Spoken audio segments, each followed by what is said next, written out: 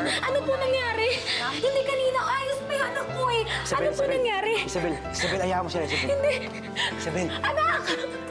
Alam mo, Isabel, ang pinakamahirap para sa isang ina ay ang mamatayan ng anak. Pero hindi ibig sabihin, kailangan tumigil na rin sa pag-ikot ang mundo mo. Nakikiusap ako sa iyo, Isabel. Tumayo ka, bumangon ka, mabuhay ka para sa aking apo. Oh, John, Ma! Sumisipa na naman ako. John, sumisipa na naman. Magiging malikot to. Magiging malikot to. Nakakainis. Inagawan niya na talaga ako ng pwesto dito sa bahay. Lahat na lang sila na kay Isabel ang atensyon. Natural. Siya yung buntis, Scarlett. Sobra na siya. Di ba lampas na siya sa due date niya? Hindi pa ba siya manganganak? Malapit na yan. Relax ka lang. Hindi na ako makapag-antay. Hindi na ako makapag-antay na mawala siya sa buhay namin. Baka naman pwede ko na siyang puwersahin. Puwersahin? Ano? Gusto mo cesarean section si Isabel? Hindi, no. Gastos pa yun. Baka pwedeng itulak ko na lang para mapaanak na. Ano, Scarlett? Naririnig mo ba yung sinasabi mo? Alam mo, ninenervyos na ako sa'yo, ha? Noong college tayo, hindi ka naman ganyan. Pag galit ka lang. Pero hindi ka naman yung tipong nag-iisip na gagawa ka ng masama. Ano ka ba? Nasabi ko lang naman yun dahil ang gusto ko nga makapanganak na yan si Isabel. Pakiramdam ko kasi kapag nagtagal pa siya dito, lahat ng meron ako mawawala. Ay nako, alam mo, huwag kang magpakain dyan sa selos na nararamdaman mo. Ha, relax ka lang, manganganak din yan. Ano, gusto mo bang mag-consult dun sa kakilala kong psych? Wala akong problema sa utak. Ang problema ko si Isabel. Ayoko na siyang umeksena sa buhay ko. Wisit ka.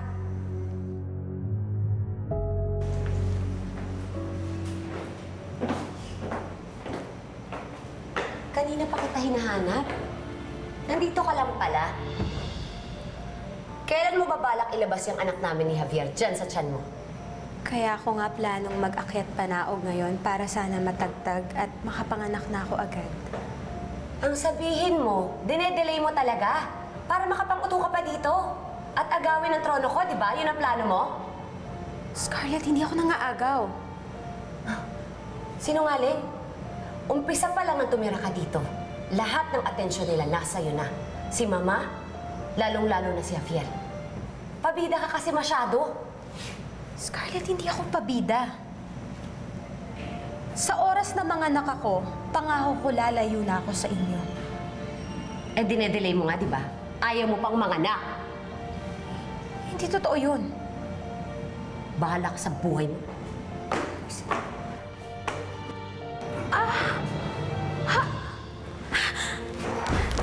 Isabel? Isabel? Scarlett! Ano nangyari kay Isabel? Ha? Hindi ko alam eh. Pagtalikod ko, bigla na lang siya nalaglag. Isabel! Nagatin niyo ako. Kunin ko sa sakyan.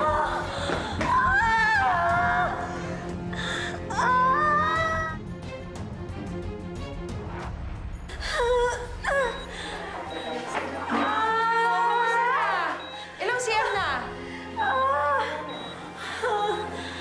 Isabel, crowning ka na. Malapit na to. Konting iri na lang. Ayoko mawala sa akin yung anak ko. Okay, can we try to push? Isabel, mapapahamak ang anak mo kung hindi ka iire, ha?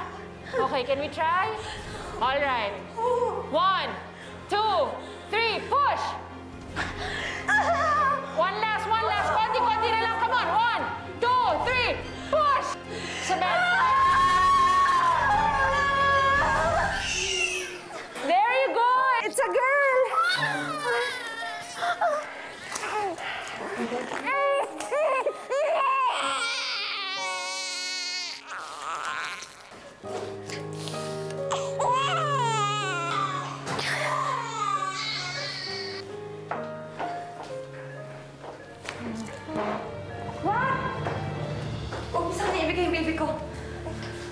Sorry, force of habit lang. Siya kasi yung nanganak eh. Nurse.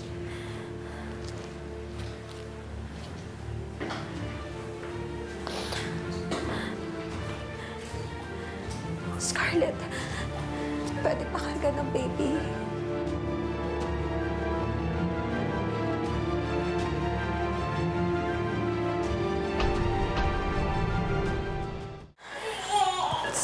Scarlett!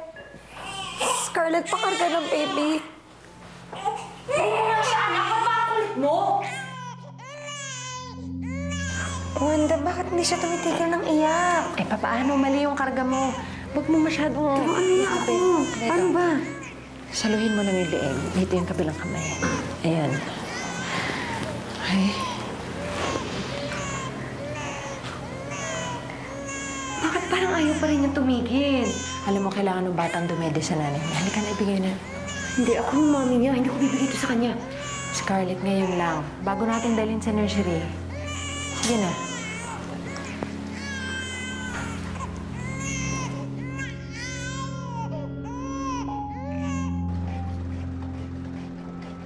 Bakit mo naman tinulak si Isabel sa hagdan?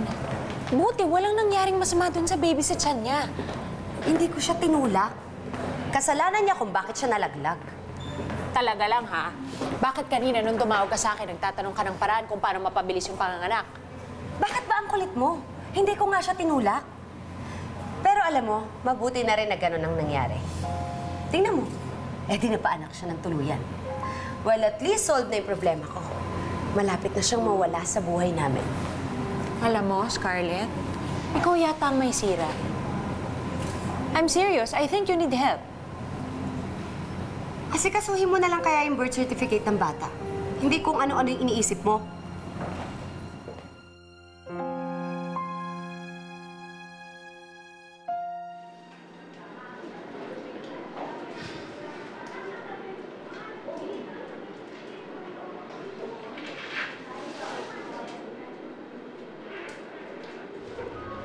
Ang tagal mo namang magising.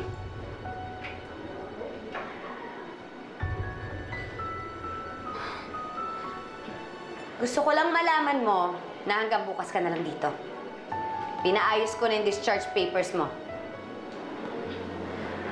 Listen. Pwede ko bang silipin yung baby? Ang kulit mo rin, no? Hindi mo siya anak.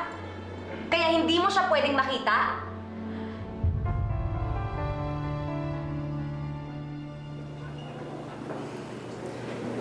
Catherine Delta Mercado. Ikaw naman, anak, hindi mo na dapat pinangalan sa akin ang baby mo. She's my favorite. Ang kaisa-isa kong apo. Actually, Mama, si Scarlett ang nag-isip ng pangalan ng baby namin. Naku, nakakataba naman ng puso. Asawa mo pa ang nag-isip na ipangalan sa akin ng baby niyo. Scarlett, kahit silip lang. Di ba nakita mo na siya nung bago siyang panganak? Pero paano kapag nagutom siya? Kailangan ko siyang padidiin. Importante pa rin yung gatas ng ina. Hoy, ako yung mami niya, ha? Huwag mong pagpilitan yung sarili mo. So, tita, iuwi niyo na ba bukas si Baby Catherine? Dapat nga sana. Kaya lang may jaundice pa siya. May chemical pa sa katawan niya, kaya siya naninilaw. Nothing serious, pero kailangan pa siyang maobserbahan hanggang sa mawala ang paninilaw. Javier, daddy ka na. Congrats, bro. Thank you. Salamat. Actually, it's all thanks to Isabel.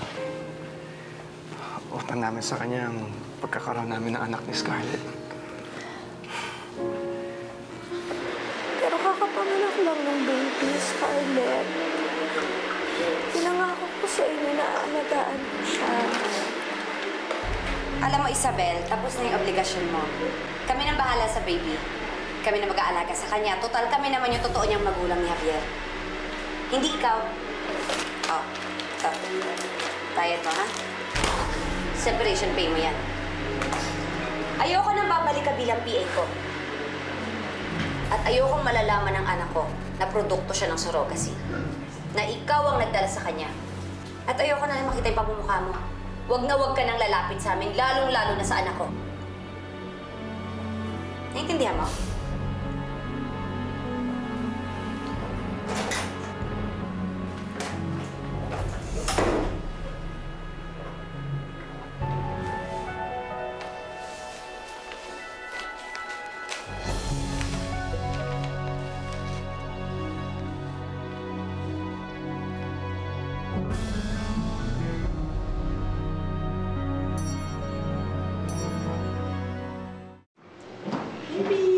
Ma? Scarlett. Oh, kumusta? Ano ang sabi ni Isabel nung iabot mo yung pera? Naku, para kasing ayaw niya nang tumupad sa pinag-usapan namin eh. Parang gusto niya na angkin yung baby namin ni Javier. Hindi naman siguro gano'n si Isabel. Scarlett, alam mo, normal lang sa mga bagong panganak yung magkaroon ng separation anxiety. Postpartum ang tawag doon. Javier, Ma, ano kasi, baka lalo lang ma-attach si Isabel sa baby namin ni Javier kung hahayaan natin siyang lumapit. Lalo na kung totoo yung sinasabi ni Wanda na meron siyang pinagdadaan ng postpartum. Hindi lang tayo yung mahihirapan, pati si Isabel. Kaya para wala na tayong problemahin pa, pinaayos ko na yung discharge paper ni Isabel. I get it. The temptation to see the child mas malakas kay Isabel dahil magkasama pa sila dito sa hospital. I approve your decision.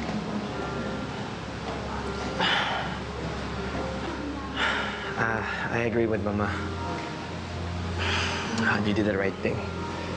Siguro naman maiintindihan ni Isabel yung decision natin eh. So don't worry.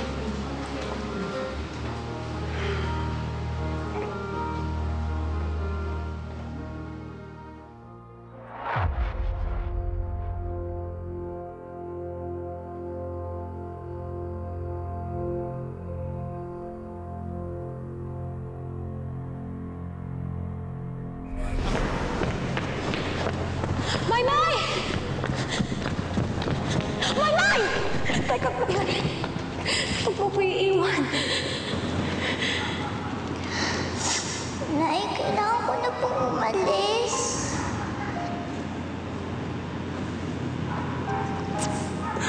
Anak ko po kong iiwan. Diba promise mo sa akin na hindi mo ko iiwan? Nanay, sorry po. Hindi ko na po talaga kayang tupadin yung promise ko. Anak, hindi ko kayang mag-isa. Tay, huwag na po kayong umiyak. Kahit wala na po ako, nandiyan pa naman po si baby. Siya na lang po mag-aalaga sa inyo.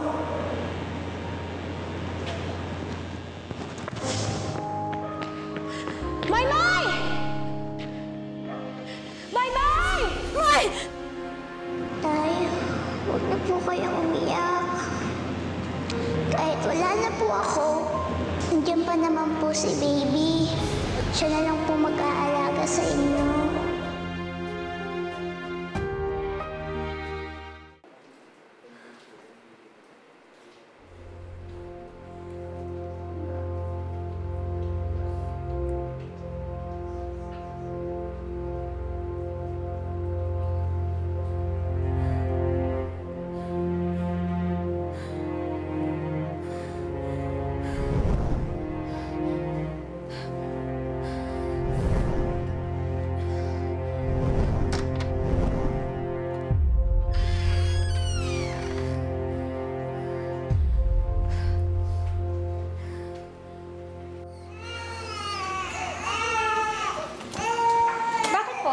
Kakargahin ko yung baby. Kukunin niyo na po ba yung baby niyo?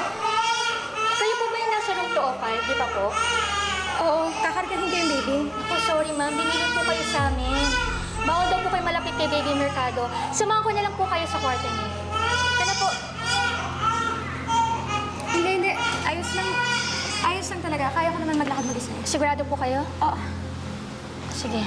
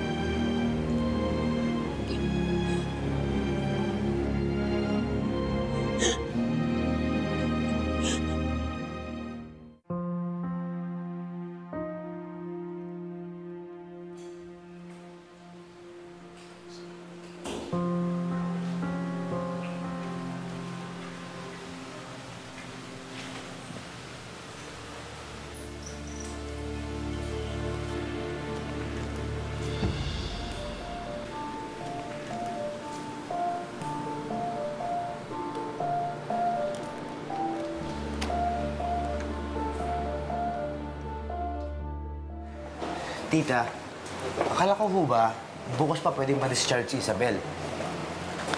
Nag-aalala kasi si Scarlett na baka lumala ang postpartum ni Isabel kung titigil pa siya rito sa ospital ng matagal.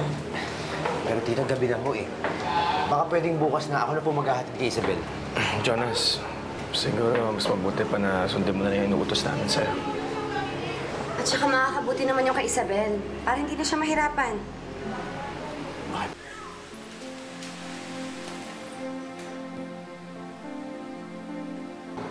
Hi, baby! Cute-cute naman ang baby ko. Ito, ang baby.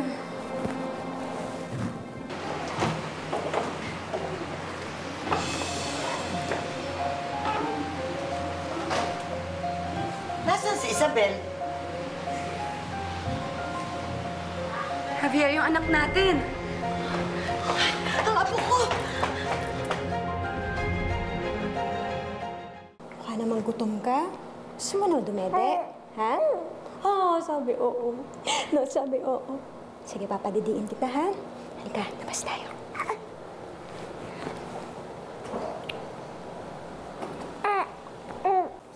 Baby. No, gutom na ang baby. Padididiin kita, ha?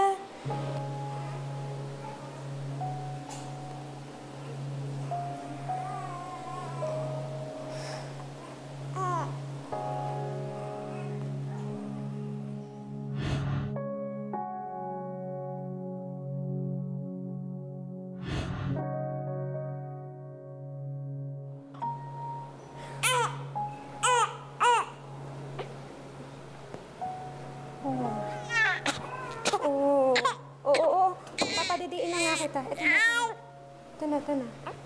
Ito na, baby. Ito na. Oh! Anong ginagawa mo sa baby namin? Nagugutom kasi siya. Hindi siya dapat ilabas sa nursery room. Gusto ko lang kasi siyang makita sa pamahalaan kahit sandali. Javier? Isabel, alam ko ang pinanggagalingan mo.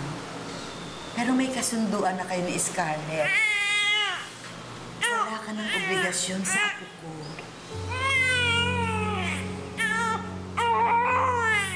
Saka, lalo ka lang mahihirapan kung magsistay ka pa dito sa ospital. Eh, sabi mo, di ba umuwi ka na lang? Iwan mo na sa amin yung baby namin. Total, sa amin naman talaga ito eh. Bakit hinayaan mo hawakan niya yung baby namin?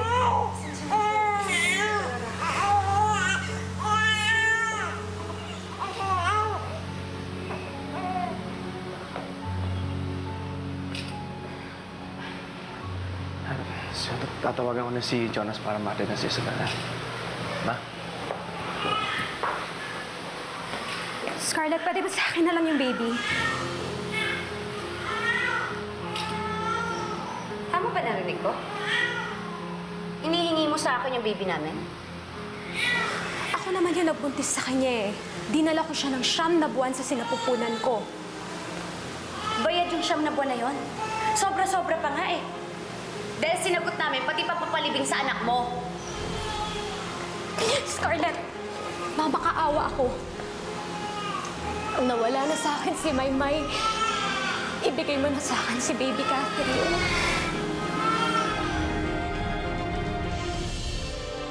Naman, huwag mo naman ipamukha sa akin na hindi ako nagbuntis kay Catherine. Ang ibig ko lang naman sabihin, dapat handa kayong mag-asawa sa inyong responsibilidad. Kaya nga ako nag-asawa ng mayaman para mabuhay sa sarap. Tapos pag-aalagaan niyo ako ng baby, never. Nagkaanak ka, pero wala kang malasakit sa anak niyo ni Javier? Paano naman ako magkakaamor sa batang yun? Eh, hindi naman siya galing sa akin. Ikaw na nanay, wala kang amor doon sa anak mo. Samantalang si Isabel, nagkukumahog magpakananay sa kanya.